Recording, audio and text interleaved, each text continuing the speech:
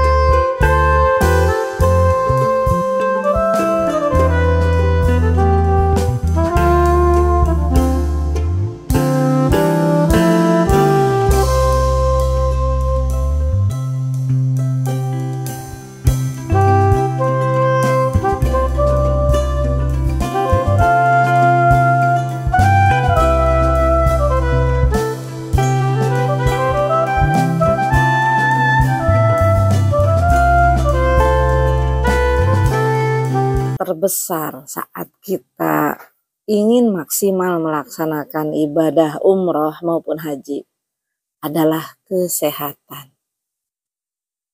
Karena jauh-jauh kita berangkat, mahal-mahal kita mengeluarkan budget harta kita, tapi jika kondisi badan kita tidak sehat, maka akan banyak kemubaziran, akan sangat disayangkan. Kita tidak bisa melaksanakan berbagai ibadah umroh di sana. Dan sementara durasi di sana tidaklah lama, 9 paling sampai 15 hari. Nah, karenanya berbagai ancaman penyakit yang sering menimpa jamaah di sana harus diketahui oleh para calon jamaah umroh atau haji, supaya bisa diwaspadai, supaya bisa dicegah agar tidak menimpa diri kita, sehingga ibadah kita di sana akhirnya tidak terganggu dengan sakit kita. Nah, penyakit apa saja yang sering menimpa jamaah di tanah suci? Menurut sumber dari Kementerian Kesehatan beserta juga pengalaman Umi sendiri, akan dirangkum dalam 8 penyakit yang mengancam jamaah umroh. Yang pertama adalah heat stroke, ya. Ini bahasa medis. Konon katanya ini penyakit yang gejalanya tiba-tiba suhu badan tinggi, ya.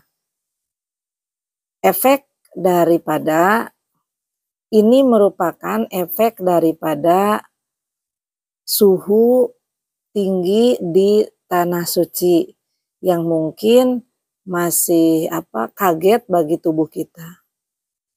Suhu badan yang terkena heat stroke ini bisa mencapai 39 derajat atau lebih. Jadi cukup tinggi, ya. Panas tinggi itu bisa datang dengan tiba-tiba karena adaptasi tubuh yang belum siap dengan cuaca di tanah suci. Makanya Anda harus juga tahu kira-kira pada saat Anda berangkat cuaca di Tanah Suci sedang dalam kondisi apa? Panaskah, dingin, atau sedang? Yang kedua adalah penyakit demam, influenza, batuk, dan pilek. Ya, ini penyakit rakyat yang memang bukan hanya menimpa jamaah umroh. Di tanah air juga penyakit ini seolah sudah menjadi penyakit yang bersahabat dengan berbagai kondisi keluarga. Nah, apalagi di Tanah Suci, ancaman batuk, pilek, demam, influenza ini sangat-sangat rentan. Ini hampir menimpa lah seperti itu kepada sebagian besar jamaah. Kecuali bagi mereka yang punya daya tahan tubuh bagus. Nah, batuk pilek ini bahkan kadang-kadang bisa dibawa ke tanah air. Saking lamanya proses penyembuhan batuk pilek ini. Biasanya beberapa jamaah menggigil di kamar, tidak bisa keluar. Lemes badannya, sakit kepala, puyeng. Bahkan beberapa ada yang muntah-muntah. Yang ketiga adalah diare. Nah, ini juga menimpa beberapa jamaah. Biasanya diakibatkan karena kurangnya memperhatikan faktor kebersihan fisik ya. Baik itu kebersihan tangan, kebersihan tempat makan, ataupun kebersihan makanannya itu sendiri.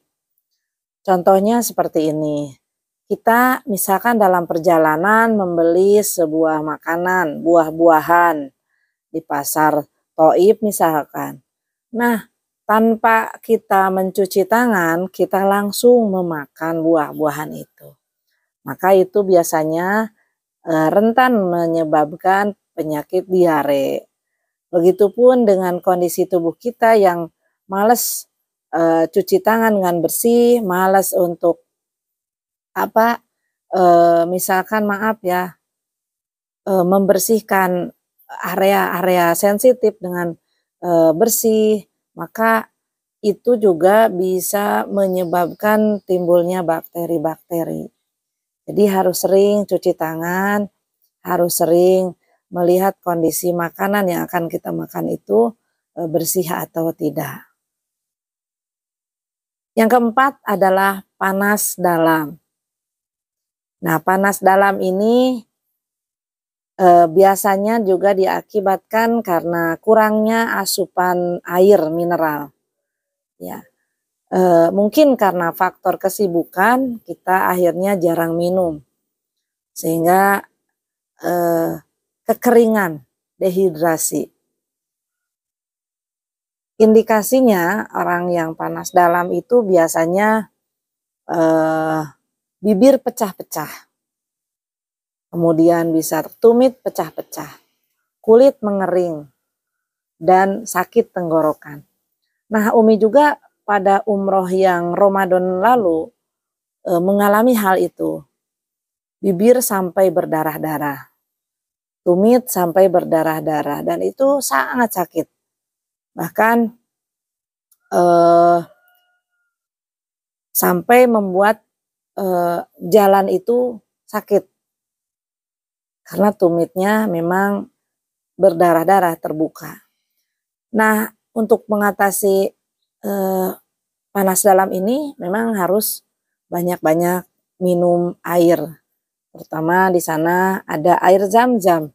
Silahkan dimanfaatkan, minum air zam-zam sebanyak-banyaknya. Jangan lewatkan kesempatan memaksimalkan air zam-zam untuk kesehatan kita. Yang selanjutnya ancaman penyakit yang ada di sana yaitu ISPA atau infeksi saluran pernapasan akut. Karena Tanah Suci itu banyak angin, sehingga akan sangat mungkin banyak debu yang berterbangan dan kita hirup masuk ke dalam paru-paru kita. Coba nanti Anda ke masjid itu nyaris semuanya ber-AC. Kemudian saat di Masjid Nabawi, terutama saat di luar ya, saat di luar itu anginnya sangat kencang. Ditambah dengan kipas angin yang besar-besar yang di dalam tiang-tiang Masjid Nabawi itu, tiang payung maksudnya, itu akan sangat kencang mengirimkan debu, kemudian bulu-bulu dari karpet, kemudian mungkin juga bakteri dari tiap orang yang kita hirup masuk ke dalam saluran pernapasan kita.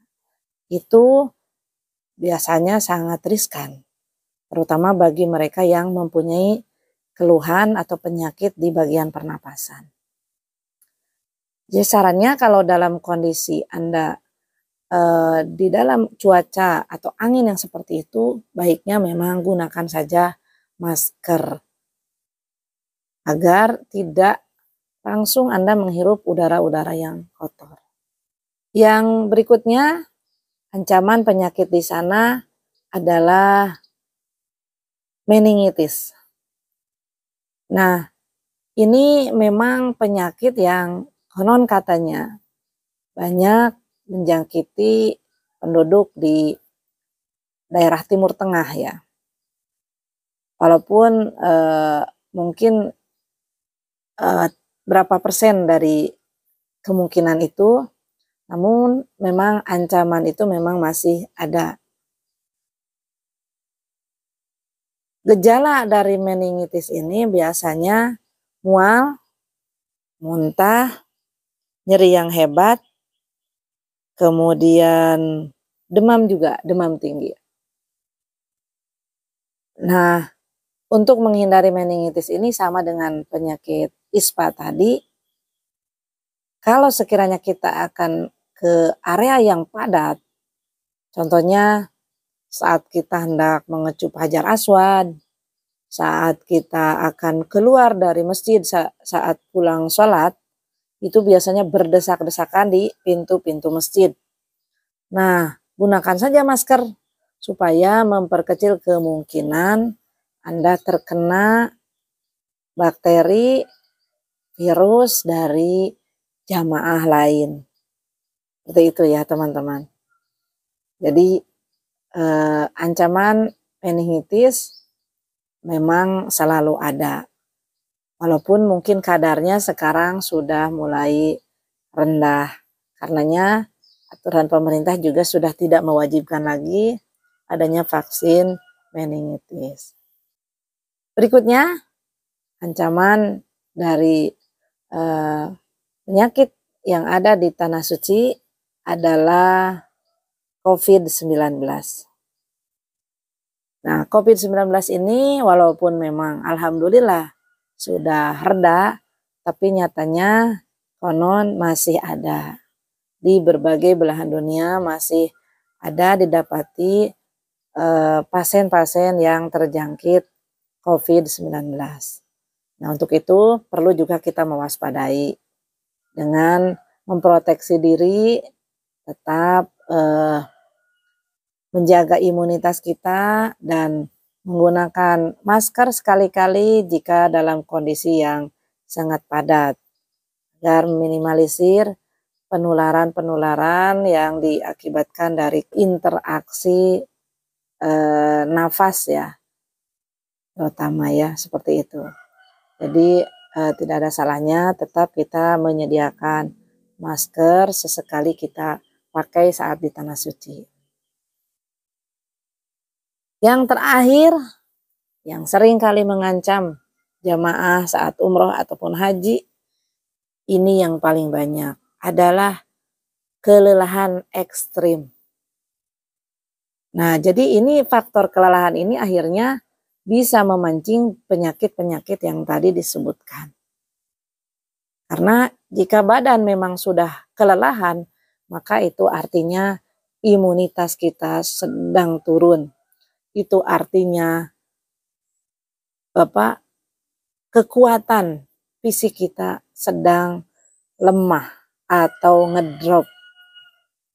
Jangan biarkan badan kita kelelahan yang berlebihan. Jadi caranya apa? Kita harus memilah dan memilih kegiatan-kegiatan yang sekiranya akan memforsir diri kita. Hindari aktivitas-aktivitas berat tatkala kita sudah mulai kelelahan. Misal, tatkala Anda melaksanakan umroh atau ihram, Anda tentu akan lelah secara fisik. Nah, setelah ihram atau setelah selesai umroh, maka jika Anda lelah, Anda tidak usah memilih kegiatan yang sekiranya memakan energi. Misalkan Anda ada jadwal untuk ke Gua Hiro atau ke Gua Sur, ya, Jaroh atau ke Jabal Rahmah, itu kan sangat melelahkan, butuh energi. Maka Anda pilih nggak usah saja, karena kesehatan juga penting harus dijaga. Anda pilih saja untuk beristirahat atau beraktivitas ringan di sekitar masjid saja. Itu lebih baik daripada Anda memaksakan mengikuti full setiap kegiatan, tetapi kondisi tubuh Anda diforsir dan kelelahan. Itu akibatnya bisa fatal.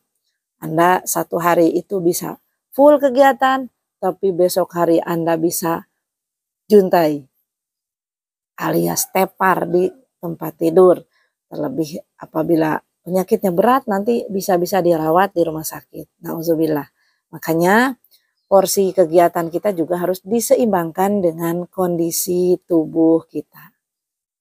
Nah itu teman-teman, berbagai penyakit yang mengancam calon jamaah umroh yang harus diwaspadai. Cara mengantisipasinya adalah persiapkan kesehatan semaksimal mungkin dari tanah air, sering olahraga, banyak minum vitamin, konsultasikan kesehatan ke dokter selalu, kemudian saat ke sana Anda pilih kegiatan yang sesuai dengan kemampuan, kemudian bawa suplemen yang mendukung kesehatan maksimal Anda di sana. Baik itu dari dokter maupun dari herbal. Kemudian tentu saja Anda banyak minum air zam-zam. Maksimalkan air zam-zam untuk menguras segala macam penyakit kita, untuk menumbuhkan segala stamina yang ada di dalam diri kita. Yang selanjutnya tentu saja menjaga hati agar tidak rusak, karena kerusakan hati akan merusak jasad. Dan berdoa selalu kepada Allah Subhanahu wa taala agar bisa menjalankan ibadah di tanah sucinya dengan semaksimal mungkin. Nah itu semoga bermanfaat dan semoga Allah mudahkan perjalanan Anda menuju tanah sucinya, sehat walafiat, kembali pulang ke tanah air juga dalam kondisi yang sehat walafiat. Amin ya Allah ya Rabbal Alamin. Nah bagi yang ingin suplemen yang terbaik untuk bekal ke tanah suci, ini ada produk yang Umi rekomendasikan banget untuk bisa dikonsumsi sejak dari tanah air dan boleh dibawa ke tanah suci. Ya, nanti pas ke tanah suci Anda bawa tanpa dus biar lebih simpel ya. Bawa aja kemasan yang di dalamnya.